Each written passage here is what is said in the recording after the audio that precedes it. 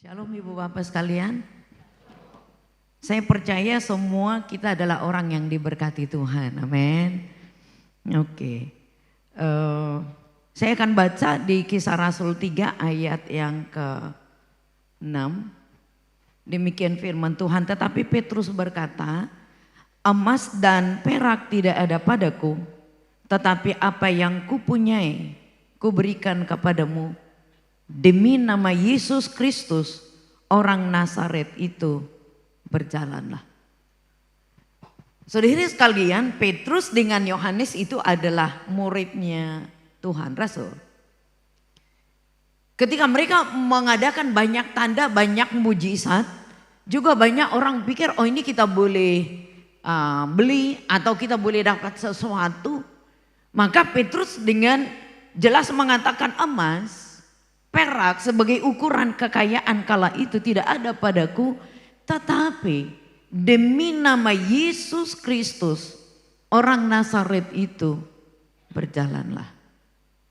Siapa yang ditinggikan oleh Petrus adalah Yesus. Perhatikan, Petrus tidak sedang cari momentum, mencari kemuliaan bagi dirinya sendiri. Padahal Petrus kala itu terkenal banget. Petrus tidak sedang mencari kesempatan dompleng nama Yesus. Petrus tidak sedang, saudara sekalian, mencari kemuliaan bagi dirinya sendiri, walaupun dia dikuasai oleh kuasa Allah sendiri. Apa masalah kita sekarang? Pengen populer, pengen viral, pengen punya otoritas, pengen punya kekuasaan, pengen kaya, pengen, yang kita ukur semua adalah hal-hal yang material. Tetapi Petrus mengatakan emas dan perak tidak ada padaku, yang aku punya adalah dia yang memiliki otoritas, dia yang memiliki kuasa, Yesus Kristus. Saya berharap dan saya berdoa supaya kedatangan kita juga ke gereja karena nama Yesus. Kita setia mengiring Tuhan karena nama Yesus. Jangan sampai kita cari keuntungan dan cari kemuliaan bagi diri kita sendiri. Nah, karena itu kita cari tahu apa sih yang disebut dengan the power of God. Nah, saudara sekalian yang dikasih oleh Tuhan, apa yang dikatakan oleh Alkitab, apa bukti-bukti otentik tentang kuasa dari Tuhan ini? Seringkali kita bergereja, saudara sekalian, kita pengen cari tahu hamba Tuhan, oh dengan karunia-karunia khusus. Apa salah? Enggak salah-salah amat. Karena kita pun perlu didoakan, amin. Kita perlu dilepaskan, kita perlu juga diberkati. Tetapi jangan sampai tertukar antara Petrus dengan Yesus. Jangan sampai tertukar iman kita hanya dengan hal-hal yang material. Jangan sampai tertukar, saudara sekalian, kuasa dari Tuhan dengan my power. Di dalam doa Yesus ketika dia di Getsemane ini doa yang harus menginspirasi kita. Dia katakan, Bapa, not my kingdom, bukan kerajaanku, but thy kingdom come. Bukan kerajaanku tetapi kerajaanmu datanglah. Bukan kemuliaanku tetapi kemuliaanmu datanglah. Bukan kuasaku tetapi kuasamu datanglah. Nah, secara cepat kita akan melihat bagaimana si kuasa Allah dinyatakan di dalam kitab suci. Nah, saudari sekalian, Allah menunjukkan kuasanya pada mulanya Allah menciptakan langit dan bumi. Perhatikan, Allah tidak perlu bekerja sama dengan malaikat untuk menciptakan langit dan bumi. Allah tidak perlu bekerja sama bikin MOU dengan dewa, dengan dewi. Untuk apa? Menciptakan langit dan bumi itu dilakukan oleh agama-agama. Dewa matahari harus koalisi dengan dewi bulan, harus koalisi dengan dewi angin, harus koalisi dengan dewi api. Supaya apa? Ada ketentraman di dalam bumi. Sebab kalau dewa angin ngambek, marah, harus ada yang menenteramkannya. Kalau dewa api marah, maka harus disertai dengan dewa untuk air. Saudara sekalian, Allah tidak perlu koalisi tahu. Kuasanya tak tertandingi, tidak perlu koalisi-koalisi. Otoritas Tuhan atas langit dan bumi. Yesus mengatakan segala otoritas yang ada di sorga, lebih daripada malaikat, lebih daripada dewa-dewi, dan yang ada di bumi ada padaku. Kata siapa? Yesus loh. Otoritas itu ada di dalam Kristus. Amin. Katakan bersama, aku percaya otoritas di dalam Yesus. 2, 3. Maka Tuhan mengatakan, jadilah terang. Tidak perlu laboratorium saudara untuk menciptakan terang loh untuk Tuhan. Alpha Edison di kemudian hari menciptakan sesuatu yang menerangi kita saudara. Allah tidak perlu koalisi untuk menciptakan terang. Ketika dia menciptakan cakrawala, dengan apa? Berfirmanlah Allah, jadilah. Berfirmanlah Allah, jadilah lautan. Berfirmanlah Allah, jadilah tumbuhan. Berfirmanlah Allah, jadilah. Satu-satunya yang pakai prosesannya siapa? Manusia. Semua diciptakan oleh apa? Oleh firman Allah. Saudara, masih ragu enggak kita mengenai kuasa, the power of God? Negara tertentu berusaha untuk menandingi Tuhan, mau menciptakan matahari. Udah jadi belum? Belum. Manusia modern berusaha dengan artificial intelligence. Manusia akan berusaha untuk mencari apa? Manusia mencari bibit unggul. Jadi kalau saya mati nanti di one day, nah artificial intelligence mungkin akan rekam otak saya, rekam otaknya Dr. Franz, lalu nanti di satu saat orang akan berguru, apa sih pendapatnya tentang hal ini? Canggih enggak? Tetapi perhatikanlah, dalam 1 detik saja memori kita itu bisa hilang. Kalau Tuhan mau loh, iya kan? Kalau Tuhan mau. Saudara sekalian yang dikasih oleh Tuhan, seringkali kita merasa, oh aku punya kekuatan, aku punya kuasa, aku punya otoritas, aku punya jabatan, aku punya kedudukan. Perhatikanlah, menciptakan alam semesta. Saya udah katakan Allah tidak perlu koalisi. Hanya dikatakan berfirmanlah Allah. Kalau Tuhan berkehendak mau jadi apa kita sekarang, cukup Allah berfirman. Ya tak? Yang keren itu adalah apa? Tuhan tahu kita ini daging adanya, berdosa. Maka firman menjadi daging. Firman itu menjadi daging dan berkemah di antara kita. Allah harus menjadi manusia. Jadi kalau orang mengatakan, oh Yesus bukan Tuhan, Yesus bukan juru selamat, stop. Ketika manusia jatuh ke dalam dosa, Kejadian 3 ayat 15, perhatikan, ini kan ada dokter-dokter di sini. Benih perempuan, buktikan secara ilmiah, emangnya perempuan punya benih? Yang punya sperma itu laki, betul ya? Yang punya sperma kan laki, benih itu dari laki. Itu di dalam ilmu pengetahuan. Tetapi Kejadian 3:15 dikatakan oleh firman Allah apa? Benih daripada perempuan. Itu yang dikatakan di dalam Yohanes pasal 1. Dia diperanakan bukan karena spermatokos, bukan karena keinginan laki-laki, tetapi roh Allah yang ada di dalam, itulah manusia Yesus. Masih kita katakan Allah gak berkuasa, masih meragukan kuasa Tuhan. Saudara, kenapa harus menjadi manusia? Karena aku tidak bisa memahami Tuhan yang besar, kuasanya yang besar. Otakku terbatas, pikiranku terbatas, kemampuanku. Maka Allah menjadi manusia. Itulah rahasia dari Tuhan kita, menciptakan alam semesta dan dia menjadi firman. Jadi kalau sekarang mulai ragu, oh saya agnostik loh, pikiran ini saya udah katakan dalam sekejap otak kita korslet begitu langsung error. Ini anak-anak muda itu, oh aku kan udah pintar, banyak orang lebih pintar daripada kamu. Jadi jangan sombong karena kita pinter.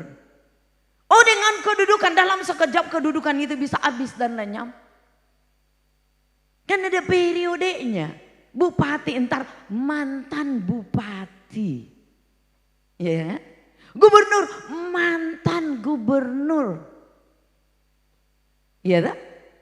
Saudara sekalian, perhatikan segala sesuatu dalam dunia akan cepat berakhir. Yang tidak berakhir itu adalah firman Tuhan. Amin. Katakan bersama, aku percaya otoritas Tuhan. Doa 3. Nah, saudara sekalian, kita coba lihat. Kenapa dikatakan Allah itu punya otoritas? Saudara sekalian, Allah yang sanggup menjadikan mujizat.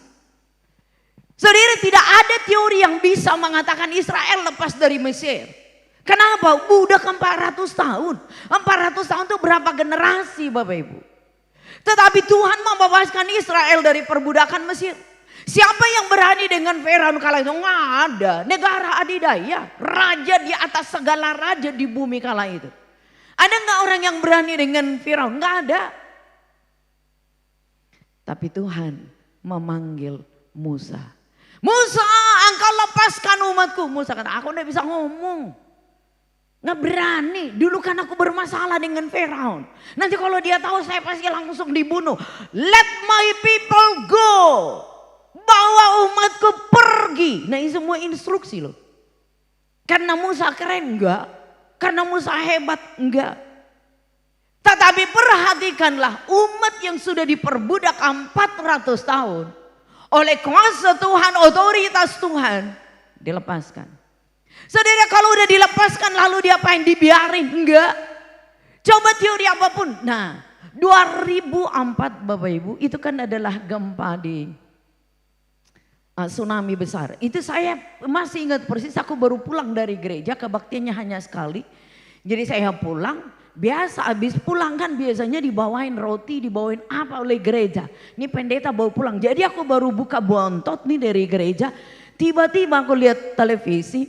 Waduh, ada gempa besar. Karena saya orang Sumatera, gempa itu biasa aja sih di Sumatera. Makanya rumah kita semua itu retak-retak. Karena gempa tektoniknya itu banyak.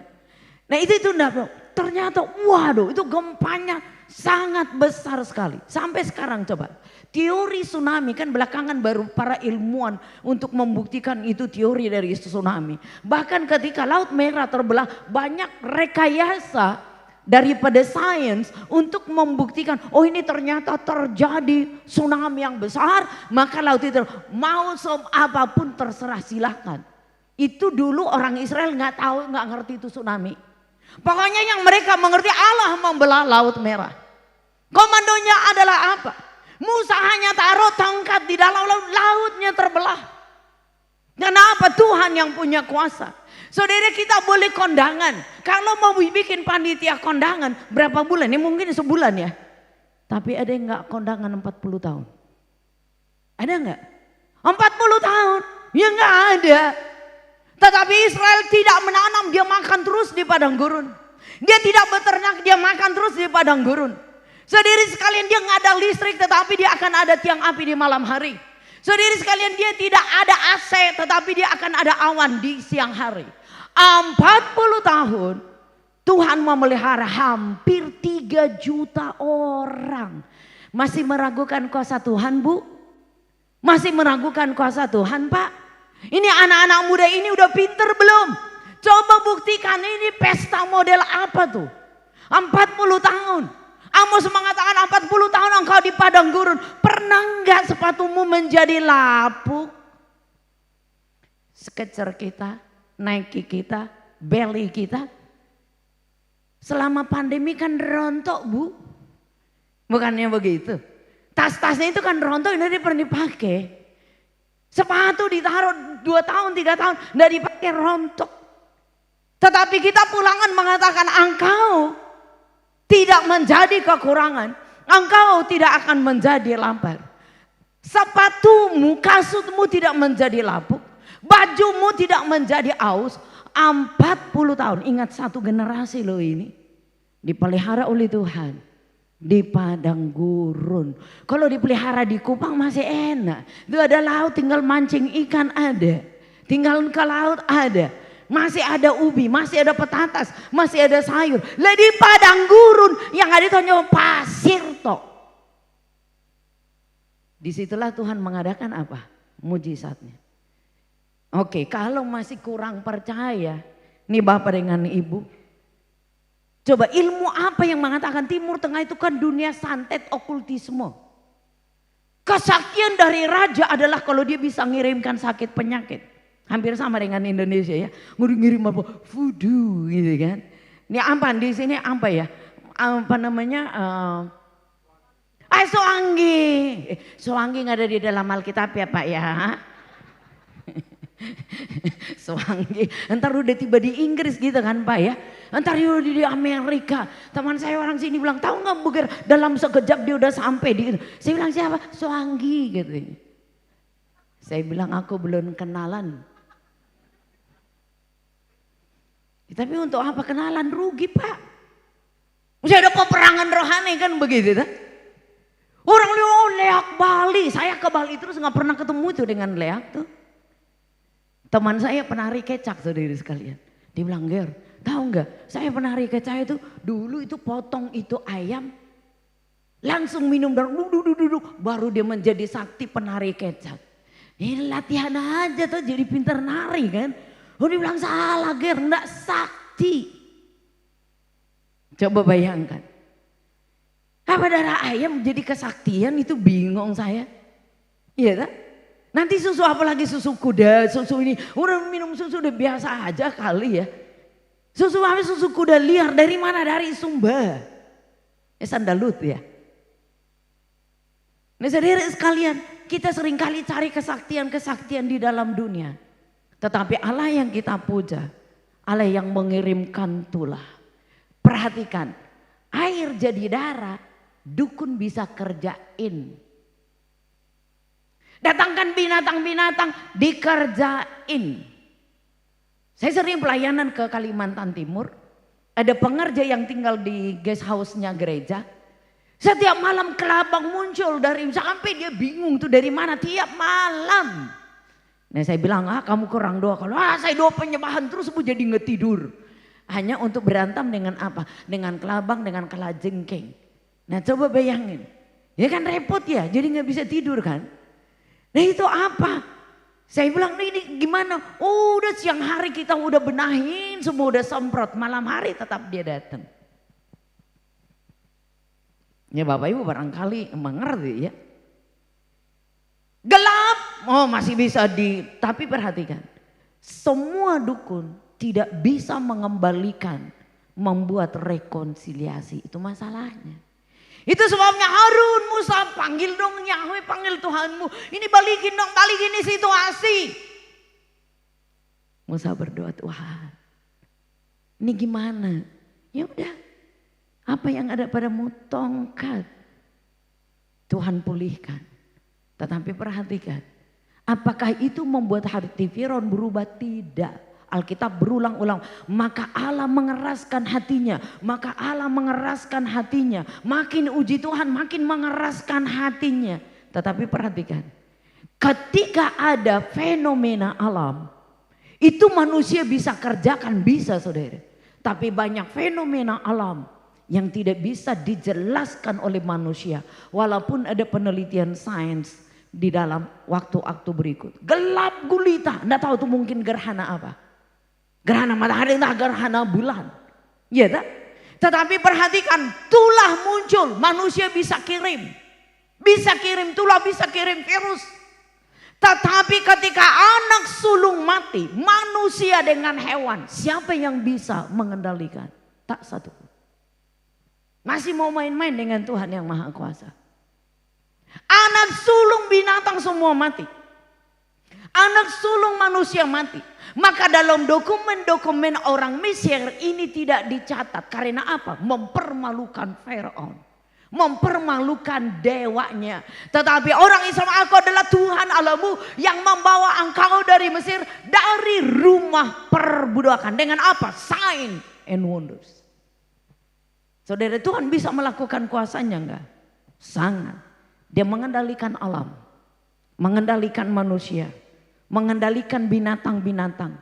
Saudara, virus kecil saja COVID-19 itu membuat seluruh dunia keder. Saudara. Ya tak? Apakah ada perkara yang sulit bagi Tuhan? Tidak. Tetapi ini bangsa-bangsa, mau tentara kek, dengan angkatan bersenjata paling canggih kek, para ilmuwan, semua bermasalah hanya dengan virus yang kecil. Memperlihatkan apa? Kita hanya manusia yang terbatas. Nggak perlu sombong lah. Nggak perlu arogan lah. Tetapi Allah yang kita puja adalah Allah yang tak terbatas. Amin. Katakan bersama, aku percaya kuasa Tuhan. Dan kuasanya tak terbatas. Nah, ini hal-hal yang melampaui sains ya. Ini lihat ini Bapak Abraham. Ketika Abraham umurnya berapa Bapak Ibu? Kita baca sama-sama yuk. 3, 2, 1. Ketika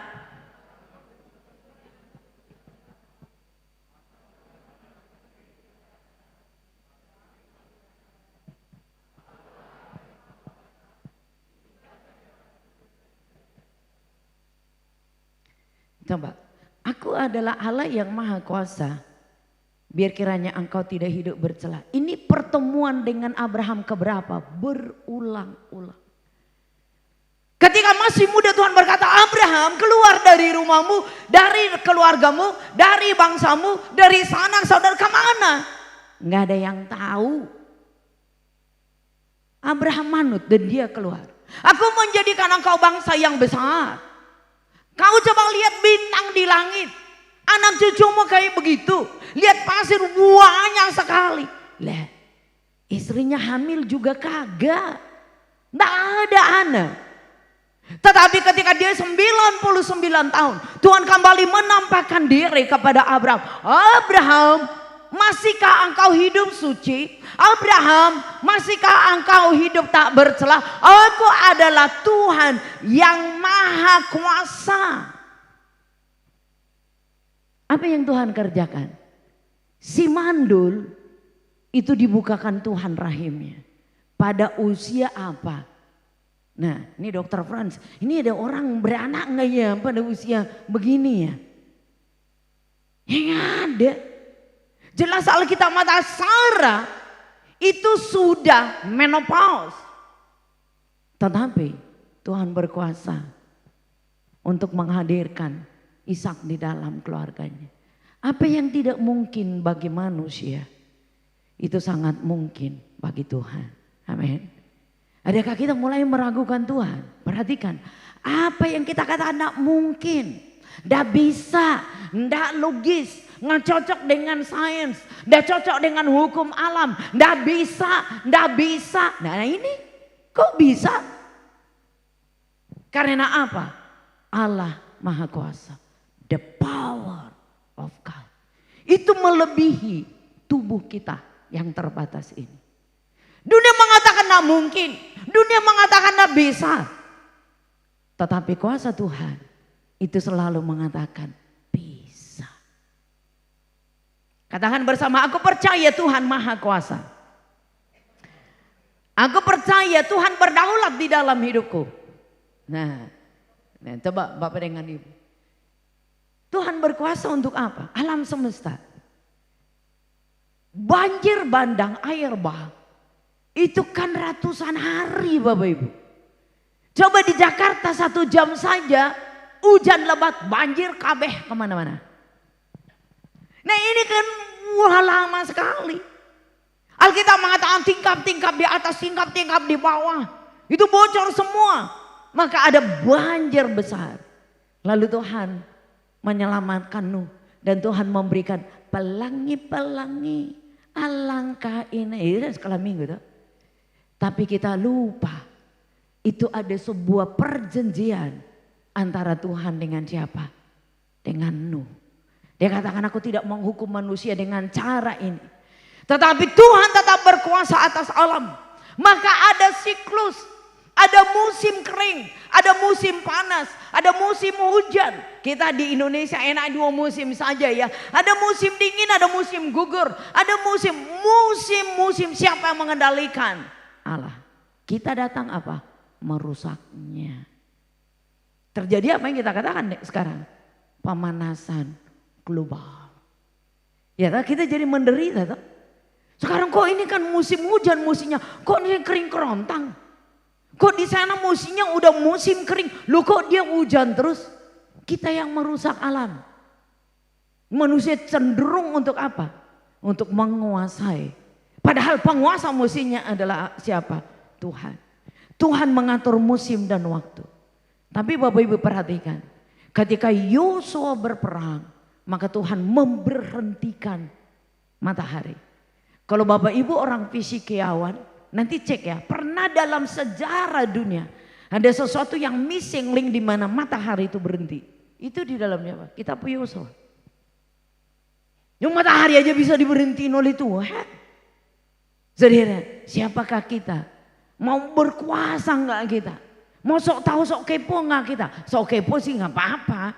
Tetapi kalau kita sampai meragukan kuasa Tuhan, wah kita ini sangat luar biasa. Saudara sekalian yang dikasih oleh Tuhan, dunia sekarang yang kita hidupi ini adalah dunia di mana moralitas itu menjadi barang yang mahal. Tetapi tahu nggak, ketika kita berbicara aturan, ketika kita berbicara hukum, ketika kita berbicara moral, Tuhan memberikannya. Kepada siapa? Kepada umat Israel. Kalau kita lihat di dalam Keluaran pasal 9, aku adalah Tuhan Allahmu yang membebaskan engkau dari Mesir, dari rumah jangan ada padamu ilah lain. Jangan ini, jangan membunuh, jangan berzina, jangan mencuri, jangan mengingini haknya orang lain. Sebetulnya Alkitab memberikan landasan hukum. Karena apa? Moralitas siapa yang punya? Tuhan yang punya. Semua landasan moralitas ahli filosofi mengatakan ini, ahli ini mengatakan. Tapi Yesus mengatakan prinsipnya hanya apa? Untuk semua moralitas kasih. Menerima manusia sebagai manusia yang utuh. Sebagai ciptaan Allah. Sebagai gambar Allah. Tapi kita membuat hukum kita menjadi hukum rimba. Di jalan suka-suka kita, di pengadilan suka-sukanya kita, di rumah suka-sukanya kita, dalam komunitas suka-sukanya kita. Kita tidak suka sedikit, angkat parang, angkat senjata. Tidak demen sedikit, lempari dengan batu. Kita tidak suka sedikit, angkat bendera. Coba perhatikanlah. Padahal sumber dari hukum itu adalah Tuhan sendiri. Dimulai dengan apa? Aku melepaskan engkau dari perbudakan, dari rumah perbudakan di Mesir. Salah satu hak asasi tertinggi manusia menurut HAM PBB adalah kemerdekaan. Siapa yang memulainya? Allah Israel. Masih ragu nggak kita dengan kuasa Tuhan? Sebelum PBB ada, Tuhan sudah membuat aturan hukum. Sebelum HAM dunia ada, Tuhan sudah memberikan aturan hukum.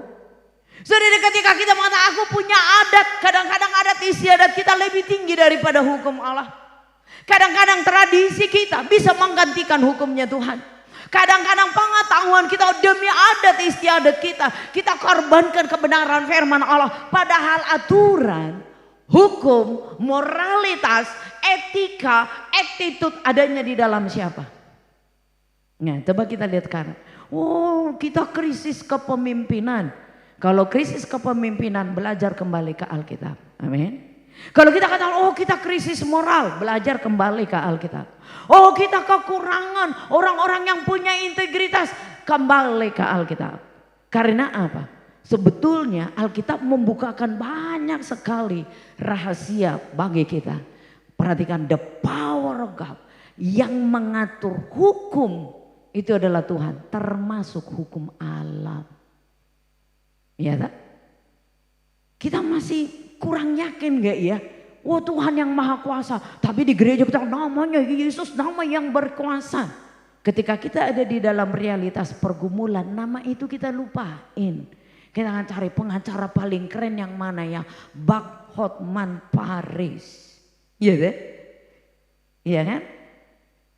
Oh ketika kita punya kesulitan dan kesukaran, yang kita cari siapa ya? Bang Jamal. Oh yang kita cari siapa ya? Bang Ipul. Yang kita cari abang semua, yang kita cari abang semua. Padahal di gereja kita katakan nama Yesus nama yang berkuasa. Nama Yesus nama di atas segala nama. Ketika ada masalah carinya Bang Ipul. Oke, come on gereja Tuhan. Ketika kita mau mencari keadilan, kita tidak menyelidiki Alkitab itu ngomong apa. Maka jadi ribut. Saudara memperkarakan saudara hanya gara-gara apa? Tanah 1 meter. Iya kan? Menjadi ribut dengan orang tua hanya karena apa? Rumah warisan. Lah kan kecil amat ya. Padahal Tuhan sudah memberikan aturan. Kalau kita mau hidup tertib, cintailah firman Allah. Amin. Kalau kita mau hormat kepada orang tua, ini anak muda ya, Alkitab tidak pernah bilang jangan engkau menghargai. Hukumnya adalah hormati ayah dan ibumu supaya lanjut umurmu. Berapa banyak kita tidak hormat dengan orang tua? Hai ayah, jangan sakiti anak-anakmu. Betul? Maka Lukas mengatakan, one day ketika roh Allah itu kuasa yang melanda dunia, hati bapak-bapak akan berbalik kepada anak-anak. Anak bandel, anak jahat, anak nakal akan berbalik kepada bapaknya. Ada rekonsiliasi. Tetapi dunia sedang berusaha untuk apa? Menghancurkan keluarga kita. Apa yang dibentuk oleh dunia? Anak yang berontak. Apa yang dibentuk oleh dunia LGBT? Apa yang dibentuk oleh dunia hak asasi manusia yang melebihi firman Allah? Apa yang dibentuk oleh dunia supaya keluarga-keluarga kita bukan keluarga yang tangguh, bukan keluarga yang resilience, keluarga-keluarga yang cemen, keluarga yang ribut, keluarga yang saling menyalahkan, keluarga yang saling cari keuntungan, keluarga yang tidak hormat satu dengan yang lain. Makanya jangan kebanyakan nonton sinetron. Baca Alkitab. Setuju Bu? Apa ya bener ya? Jangan kebanyakan namanya sinetron. Ya kan cerita-cerita yang waduh wah nggak bener. Kan tergantung siapa sutradara kan. Jadi kalau sutradara bikin kita nangis, ingat itu sutradara. Iya tak? Kita muncul, wah terpesona dengan drama. Itu drama bukan realitas. Bu nyadar. Iya kan? K-pop. Emangnya ini orang Korea apa ya? Dikit-dikit Korea ya kita punya budaya di Kupang kan bagus juga. Nah tapi kenapa kita terpesona ke negeri sebelah? Negeri kita kan jauh lebih baik, amin. Lah iyalah. Iya tak? Saudara, ada seorang yang menantunya itu dari negeri jiran, negeri sebelah. Pesta saudara sekalian, pesta nih. Mantunya bilang, "Come on daddy," katanya. Wah keren juga ya, "Come on daddy." Mertuanya ngomong deso. Dia bikin mantunya yang ngomong apa? Dia datang saudara. Tos minuman. Jadi dia ada bawa minuman, dia tos begitu. Dibilang sama anak perempuannya, kalau saya tahu kayak begini menantu saya nggak jadi. Itu di pesta besar menantunya itu mabok. Bayangkan Bapak Ibu. Lalu dikatakan, this is my style. Iya di negara kamu. Ayah terluka. Saudari sekalian, kamu mau bawa aja lah ke sana. Sekarang anaknya dibawa ke sana, hidup di luar. Saya suka tanya, terus gimana anak? Maaf ya katanya, kalau aku tahu dulunya seperti itu menantu saya nggak jadi. Ayah jadi menyesal, ibu menjadi terluka. Itu sebabnya menghargai, menghormati, tanyalah keinginannya itu apa. Kita tidak boleh rasis, iya, tetapi mesti ada attitude. Masa kamu di pesta itu jadi mabuk, itu aneh, mempermalukan keluarga kan. Dengan alasan this is my style. Iya tuh, kita biasanya minumnya tua begitu kan, dia bawa minuman yang lain dari luar. Coba bayangkan, karena apa? Stylenya. Coba bayangkan ya anak muda, please dengarkan. Kalau toh juga itu mesti dikasih aturan. Ini Indonesia, kita punya tata krama. Saudari sekalian, kita perlu hidup di dalam keteraturan. Amin. Jadi cintailah hukum Tuhan. Nah, Bapak dengan Ibu Coba kita cek lagi. Oke. Nah, kuasanya di dalam hal apa lagi? Nah, tadi Abraham, kalau kita lihat kan Bapak Abraham itu tidak punya anak lama. Yakub juga bermasalah cari istri itu setengah mati. Dia mesti pergi dulu. Kenapa? Berantem dengan kakaknya. Jadi jangan suka berantem, kakak adik jangan berantem. Yang satu kabur ke negeri seberang. Jadi apa? Kerja 7 tahun hanya untuk apa? Jadi budak. Kerja 7 tahun hanya untuk apa? Satu cewek. Udah itu ditipu lagi. Jangan senang menipu kayak Yakub. Penipu pasti ditipu. Yang nipu siapa? Camer. Kayak banget deh. Iya toh? Loh, karena kamu udah tinggal dengan saya. Iya, tapi aku udah kerja keras. Iya, itu untuk kambing domba. Lain lagi untuk cewek, beda. Padahal dia tipu dulu kakaknya. Kan ayahnya ditipu, maknya ditipu. Ketika dia di negeri seberang, waduh, nebusnya itu lama sekali. Tapi Tuhan berkata gini, moga-moga Allah yang Maha Kuasa memberkati engkau. Membuat engkau beranak cucu. Membuat engkau bertambah banyak. Sehingga engkau menjadi sekumpulan bangsa. Tuhan berfirman kepada aku adalah Allah yang Maha Kuasa. Beranak cuculah dan bertambah banyak. Menjadi apa? Sekumpulan berulang-ulang. Padahal kalau kita lihat dalam sejarah keluarga ini, Abraham lama gak punya anak. Yakub juga betul. Ishak juga lama gak punya anak. Yakub menjadi 12. Dari 12 beranak pinak. Berapa banyak orang yang menggugurkan kandungan karena tidak mau anak, Bapak Ibu? Perhatikan, kenapa banyak klinik untuk menghancurkan, klinik untuk aborsi? Sudah hamil, hak hidupnya dirampas, digugurkan. Tapi perhatikan, berapa banyak orang pengen punya anak, tetapi Tuhan menutup kandungannya. Berkuasa enggak kita untuk hidup manusia? Enggak berkuasa, Bapak Ibu. Yang berkuasa memberikan anak dan cucu itu adalah Tuhan. Kalau kita punya orang tua, berterima kasihlah. Kalau kita punya anak, berterima kasihlah. Kalau punya cucu, berterima kasihlah. Kalau Tuhan tidak memberikan anak, bersyukurlah kepada Tuhan. Karena anak-anak yang lain, anak di gereja, anak di mana, engkau harus jadikan menjadi anak. Bukan hanya persoalan biologis. Kita menjadi orang tua rohani bagi banyak orang. Saudara, karena apa? Anak itu adalah urusan dari Tuhan. Itu anugerah dari Tuhan. Jadi kalau banyak orang, oh nggak boleh ya dipisahkan gara-gara tidak mempunyai keturunan. Waduh, kita nggak boleh loh. Saudara, Allah itu Maha Kuasa. Setiap hidup manusia ada pada masa krisis. Katakan bersama, krisis. Tetapi Allah selalu menolong tepat waktunya. Orang-orang besar ini, Abraham, berulang-ulang krisis di dalam hidupnya. Musa sampai katakan, Tuhan hapuskan namaku. Karena apa? Nggak tahan, nggak sabar melihat Israel berontak melulu. Dia sudah melewati masa krisis di padang gurun. Dia kata, Tuhan aku udah nggak sanggup. Tuhan ngomel. Ayub menderita, tertekan, dikucilkan, ditinggalkan, dihianati. Lalu dia katakan, lu itu berdosa. Udah sakit digituin, coba bayangkan. Ini yang dokter-dokter, mesti orang sakit kan harus dihibur. Masa krisis di dalam hidupnya. Daud sebagai seorang raja krisis di dalam keluarganya.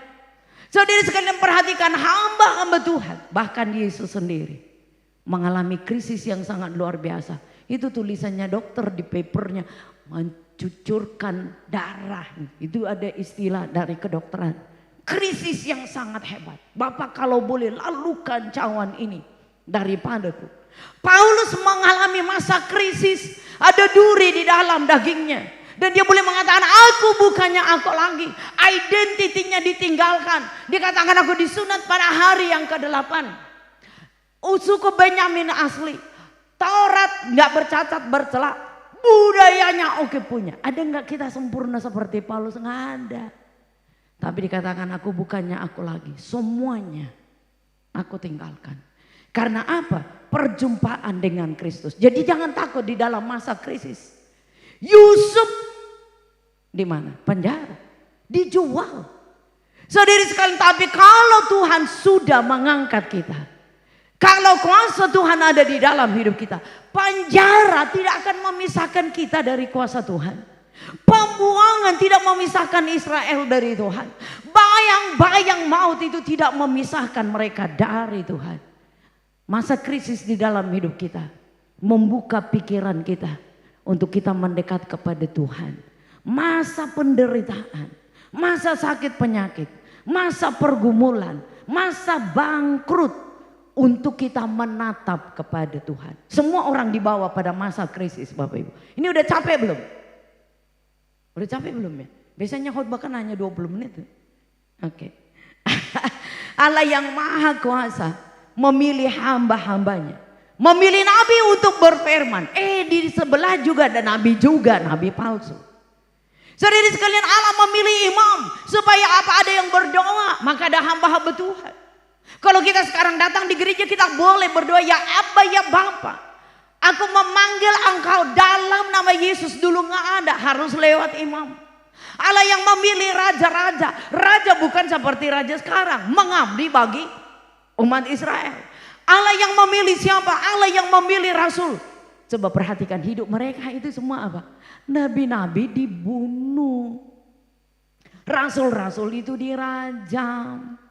Nabi-nabi, rasul-rasul, pemimpin menderita. Lalu kita katakan, kalau ikut Tuhan kok begitu amat ya? Tetapi perhatikan, apa yang mereka lakukan, maka kita memperoleh keselamatan. Amin. Di dalam siapa? Coba nggak ada Paulus, saudara, kita nggak ngerti perjanjian baru. Iya kan? Kalau nggak ada Stefanus yang dirajam dengan batu kala itu. Saudara sekalian, Paulus saksinya. Paulus lihat itu mengubah hidupnya Saulus menjadi Paulus. Baru kita mendapat banyak firman. Saudara sekalian yang dikasih oleh Tuhan. Nih supaya nggak capek ya. Oke, saya lebih cepat lagi. Allah berkuasa untuk apa? Ini pelajaran nih teologi biblika nih kalau di dalam sekolah teologi ya. Allah berkuasa untuk menyembuhkan. Perhatikan semua di dalam Injil, apa yang paling banyak Yesus kerjakan? Mengajar, maka dia guru agung. Tetapi orang-orang kan miskin, banyak sakit penyakit, sakit kusta, ada kudisan, ada buta, semuanya sakit. Apa yang dikerjakan oleh Yesus? Penyembuhan, mengusir setan, mengusir roh jahat, dia memulihkan. Saudari sekalian, secara fisik maupun secara rohani. Nah, tadi apa yang kita baca, Petrus mengatakan dalam nama Yesus sembuhlah. Saudara, nama itu nama yang powerful. Tidak ada nama dalam dunia ini yang diberikan kepada kita, olehnya kita selamat. Anda boleh belajar agama-agama yang jamin keselamatan hanya Yesus. Amin. Anda boleh pintar belajar filsafat apapun, tapi keselamatan jaminan mutu hanya dalam nama Yesus. Kita boleh belajar budaya apapun, jaminan mutu keselamatan hanya dalam nama Yesus. Tidak ada nama lain. Karena itu kita mesti berterima kasih kepada nama yang penuh dengan kuasa itu. Oke. Nah, saudara sekalian, bukan hanya menyembuhkan. Siapa dari antara kita yang pernah membangkitkan orang mati? Ada enggak? Enggak ada kan? Mungkin ada orang mati suri dan seterusnya. Bukankah Allah yang membangkitkan Lazarus? Bukankah Allah yang membangkitkan pemuda di Nain? Siapa yang berkuasa mengontrol, mengendalikan hidup dan mati? Adalah Yesus. Kalau kita masih meragukan kuasa Tuhan, padahal kehidupan, kematian, kebangkitan ada di dalam dirinya. Di dalam Yesus ada kebangkitan. Bahkan apa? Jaminan mutu bagi kita adalah hidup kekal. Bapak Ibu boleh ikut asuransi. Tanya, ada asuransi kekekalan apa enggak ya? Bapak Ibu oke ya, Bapak Ibu yang bekerja pada asuransi. Ada enggak jaminan hidup kekal? Siapa yang memberikan asuransi itu? Hanya Yesus.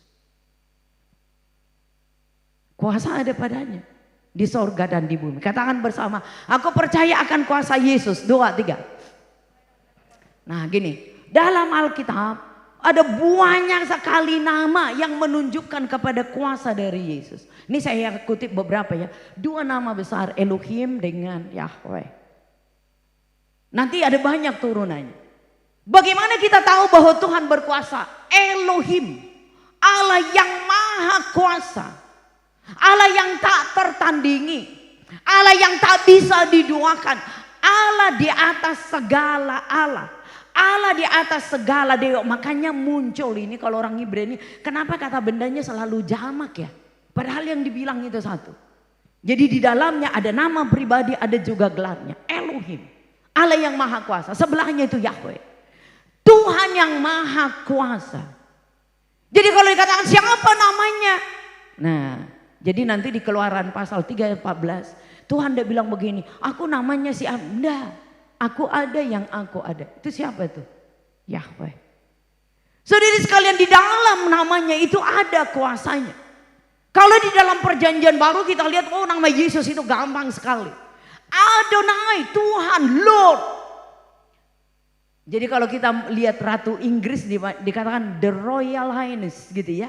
Kalau ini the Lord of Lord. Jadi itu namanya Adonai. Saudara sekalian, namanya siapa? Kalau dia di atas segala Allah, yang punya kuasa siapa dong? Ya dia. Dewa-dewa udah kalah, dia minggir-minggir. Dewa langit, dewa api, dewa hujan minggir semua. Karena apa? Ada Adonai. Siapa dia? El Shaddai, Allah yang maha besar. Nah, nama ini gini. Kalau dulu gladiator bertanding, paling canggih itu kan adalah pemenangnya. Tak terkalahkan. Maka dikatakan El Shaddai. Di dalam El Shaddai ada satu kata, cukup. Karena El Shaddai itu adalah Allah yang feeding, yang memberikan kehidupan. Jadi kalau Bapak Ibu nyanyi lagu El Shaddai, itu Allah yang maha besar. Maha besar. Kalau besar kan biasa, ini maha besar. Allah yang maha kuasa itu adalah El Elyon, paling tinggi.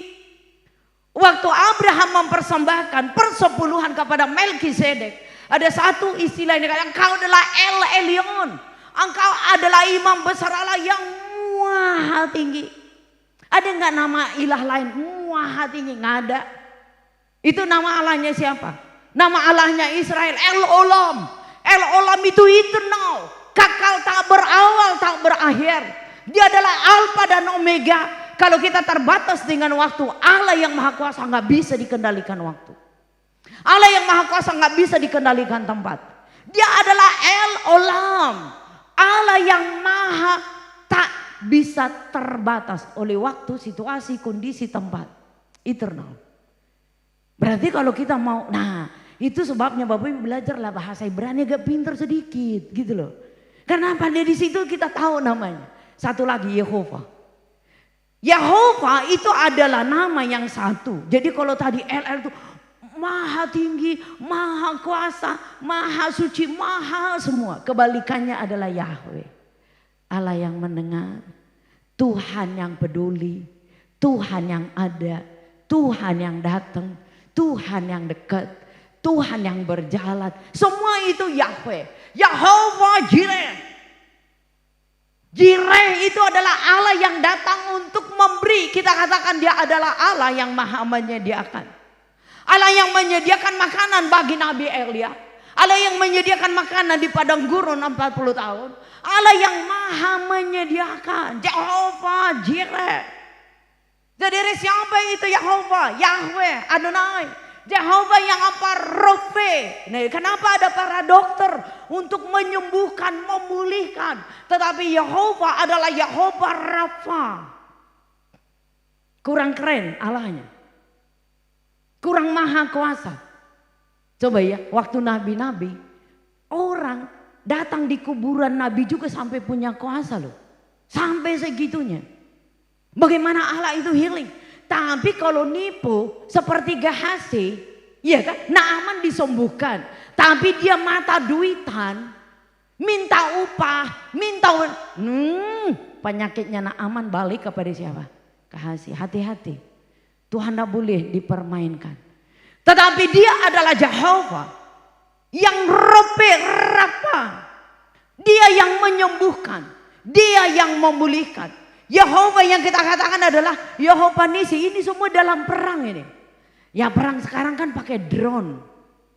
Kalau dulu nggak ada drone, yang ada itu panji-panji. Kita di sebelah sini, kan gitu ya. Kalau Gideon perang dengan apa? Dengan kita punya guci itu, dong, kentongan gitu kan. Tetapi katakan, kenapa Yehova Nisi, panji-panji yang dia akan tampil di depan. Dia akan membela kita. Kalau panji sudah diangkat, that means that menang. Tapi kalau bendera diturunkan, mati. Tapi Yehova Nisi, panji-panji, masih takut hari esok, dia panji-panji kita. Masih takut dengan pergumulan, dia panji-panji kita. Dan dia akan berdiri di depan. Tidak ada panji itu di belakang, nggak ada. Panjinya itu selalu di mana? Di depan. Ada yang lagi galau nggak? Ada yang lagi cemen nggak? Ada yang diputus pacar nggak? Ada yang di PHP nggak? Dia adalah Jehovah Shalom, yang membuat damai, tentram di dalam hati. Dunia ini, this is not our home. Tapi rumah kita di kekekalan bersama dengan dia. Tapi kita boleh dong menikmati damai sejahtera. Jangan suka ribut dengan tetangga, Bu, malu. Jangan suka ribut dengan karyawan, malu. Kenapa? Yehova Shalom. Damai dengan Tuhan, damai dengan diri sendiri, damai dengan sesama, damai dengan alam. Gitu loh, itu Yehova Shalom. Jadi kalau Yehova Shalom naik, maka perjanjian terjadi. Yang muncul adalah apa? Pasti berkat, pasti blessing. Itu nama Yehova Shalom. Yehova Sidkenu. Sidkenu itu adalah benar dan adil. Allah tidak bisa dipermainkan. Dia sumber kebenaran. Dia sumber, apa itu benar? Benar gini loh. Semua datangnya dari Tuhan. Benar harus datangnya dari Tuhan. Tapi adil manusia. Itulah salib ya. Benarnya dari atas ke bawah. Tapi yang memerlukan manusia. Jadi kalau Bapak Ibu lihat. Ini nama Tuhan loh ini. Jehovah Sidkenu. Yehova yang benar, Allah yang benar, Allah yang adil. Allah kebenaran keadilan itu konsisten ya. Dari perjanjian lama sampai dengan perjanjian baru. Yehova El Roy. Roy itu melihat. Roy itu adalah apa? Gembala. Tuhan adalah gembalaku yang baik. Yang membentangkan kekurangan aku. Yang menuntun aku ke air yang tenang. Menyediakan rumput bagiku. Ini saudara. Ketika perang, gadamu, tongkatmu, itulah yang membimbing aku. Engkau menyediakan hidangan, pesta, blessing di antara apa? Musuh-musuh. Waduh, keren amat. Maka orang Israel selalu mengatakan bahwa Yehova itu Yehova Roy. Dia Allah yang melihat saya. Dia adalah gembalaku. Hagar di padang gurun mati. Tetapi Tuhan memberikan wadi. Air. Makanya Hagar mengatakan, lahai Roy, Tuhan yang melihat. Saya udah tanya tadi, ada yang kesepian enggak? Siapa yang melihat hidup kita? Tuhan, Yehova Roy. Dia adalah gembala. Sekalipun aku lewat bayang-bayang mau, tangan Tuhan ada di sana. Takut penderitaan? Nggak usah. Yehova Roy.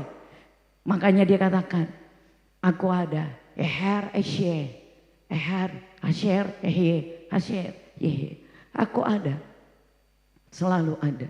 Ini lucu nih, ini nama tapi kata kerja. Kata kerjanya itu apa? Be, ada. Aneh kan? Jadi kalau Tuhan katakan siapa namanya? Ada. Enggak ada nama Allah di dalam dunia ini. Ada. Ya adanya di mana? Asher, aku ada. Kemarin Tuhan ada, yes ada. Sekarang ada, ya ada. Kita tahu Tuhan, besok aku enggak ngerti, Tuhan ada. Ketika kita kesendirian, ditinggalkan, Tuhan mengatakan aku ada. Ketika engkau sakit di tempat tidurmu, aku ada. Ketika engkau terpuruk, Tuhan katakan aku ada. Aku ada, senantiasa ada. Itulah Tuhan yang maha kuasa. Berikan kemuliaan untuk Tuhan. Haleluya, haleluya. Kita bangkit berdiri.